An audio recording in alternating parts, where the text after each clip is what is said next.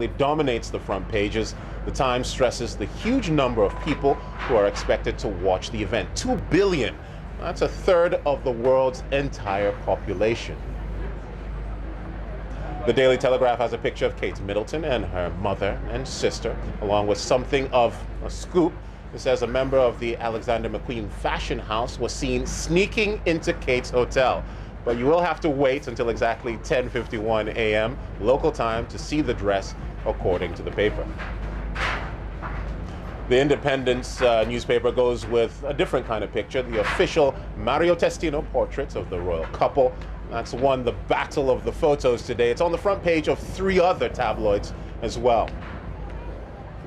Let's take a look at The Guardian. It mentions the international interest in this story. It says 8,500 journalists and broadcasting staff, half from abroad, will be covering the wedding.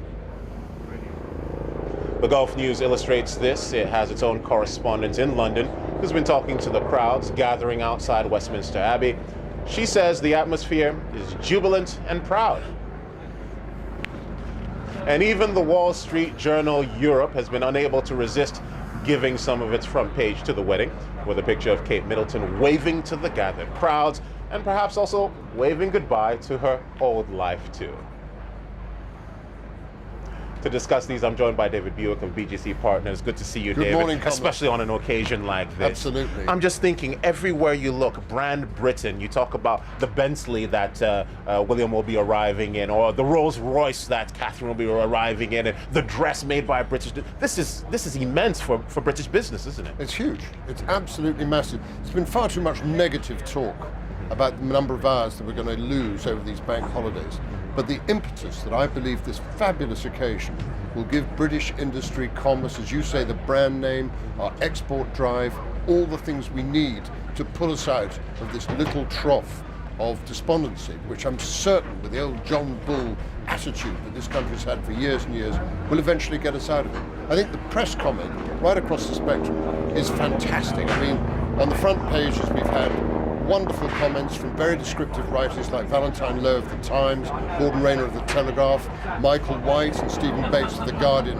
Now, The Guardian's a particularly interesting paper in this occasion because it normally might be considered Republican, but its attitude has been so objective, and it's absolutely marvellous. A wonderful picture of Kate Middleton, which I think everybody'd like to see. It just shows exactly what we all feel and how everybody is encompassing this fantastic occasion with relish. I mean, but David, look, in every culture and in every society, there is a story of a prince and a princess. And of course, the British royal family is perhaps the most, visible of all royal families. But is it enough to conclude that this will boost British business or will help the economy? I mean, look at all these people out there. Are they now going to buy British because of a royal wedding or something? I think it's a question, really, of keeping the momentum going. When you think of the kind of industries and commerces that will do well, service industry, all the great brewing companies will have a fantastic time. All the supermarkets will have an amazing occasion. As you mentioned, things like Rolls-Royce, when a comment like that's on there, that will drive our exports. There's all kinds of other things, the memorabilia, people like Royal Doulton, Royal Worcester, all this sort of thing will bring it into the public's mind. And when people are feeling a little bit down in the mouth, they actually will be uplifted by an occasion like this, and I think they'll go out and spend.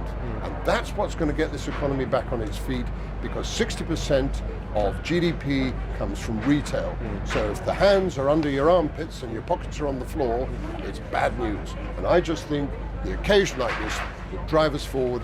I think it's a very exciting possibility. But David, what about the contrary argument that at a time when the economy is struggling, I mean, contracted late last year, a bit of a bump this year, at a time like this, perhaps a more low-key kind of event would do? Well, what about that contrary argument? I disagree. I mean, these things are all about opinions as well. I think the response from the general public suggests that perhaps the majority of people believe that it's being done so tastefully, with no sign of vulgarity at all. It's not actually that high profile in comparison to what it could have been if every last penny had been thrown out by the Exchequer.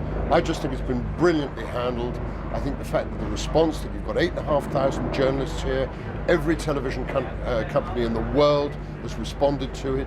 I think the people, to see them camped out here in their pajamas, all their exciting hats and everything else, down the Mall, down even at Constitution Hill, one or two people are waiting, and all the way down. I think it just is endemic of how supportive everybody is to this fantastic. How does this compare to 1981?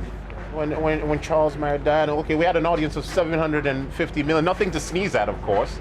But then we're looking at 2 billion here. In terms of the numbers, just give us a sense of that engagement. Well, the response was enormous, but it was very different because Lady Diana Spencer, as she was then, was just 20 years of age, very demure, very, very immature, and everybody with obviously a significantly older husband going.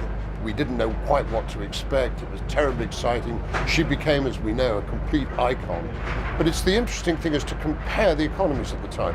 In 1981, Baroness Thatcher had been Prime Minister for just 2 years. We were heading towards 3 million unemployed. People forgot 14% inflation, 12% interest rates going up. The only way people actually made any money was buying and selling houses if they were lucky to have that sort of thing. The actual angst and hatred that was going towards the government, which frankly they may have lost the election the following year, but for the Falklands. But there again, we galvanized ourselves into action and things got better. And I do believe that there is a natural correlation between what happened in 1981 and what could happen today. There has been some controversy about, the members of the royal family representing Britain in terms of business at Prince Andrew, you may recall. But I just wonder if you think this couple should be the new face of, a brand Britain. I think they are the new face. And as I say, I think they are a credit to themselves. I think they're a credit to their parents.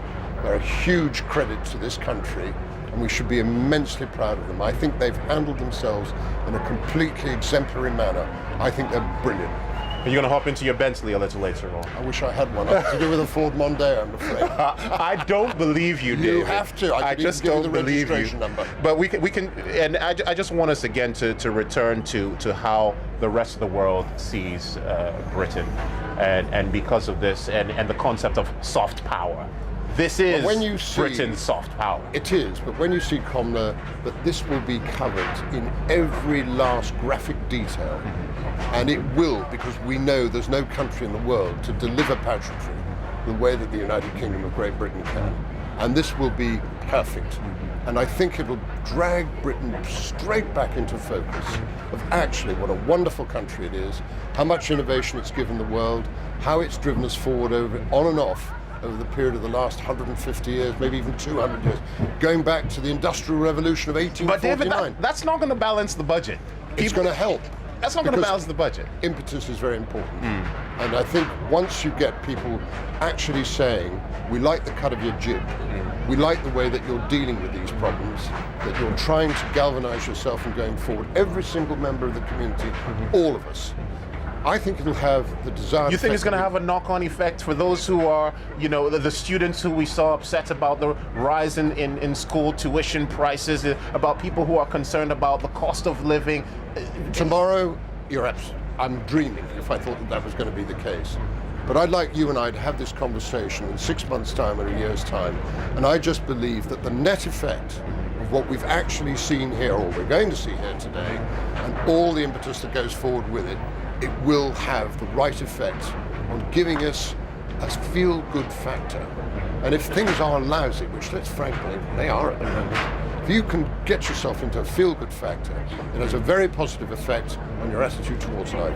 David Buick, always a pleasure to have you here. Always very thoughtful in your responses. Any wedding cake later on? Are you having a bit of a party? Party back in West Cucumber London. sandwiches up. No. Fillet of beef and a fine claret. Well said. And of course, there's much more of our royal wedding coverage on our website. You'll find all the latest news. There's also a special feature looking back at how Prince William and Catherine Middleton met and how the couple have coped in the glare of intense media attention. I'm going to have one of those sandwiches, and I'll be back with you a bit later on.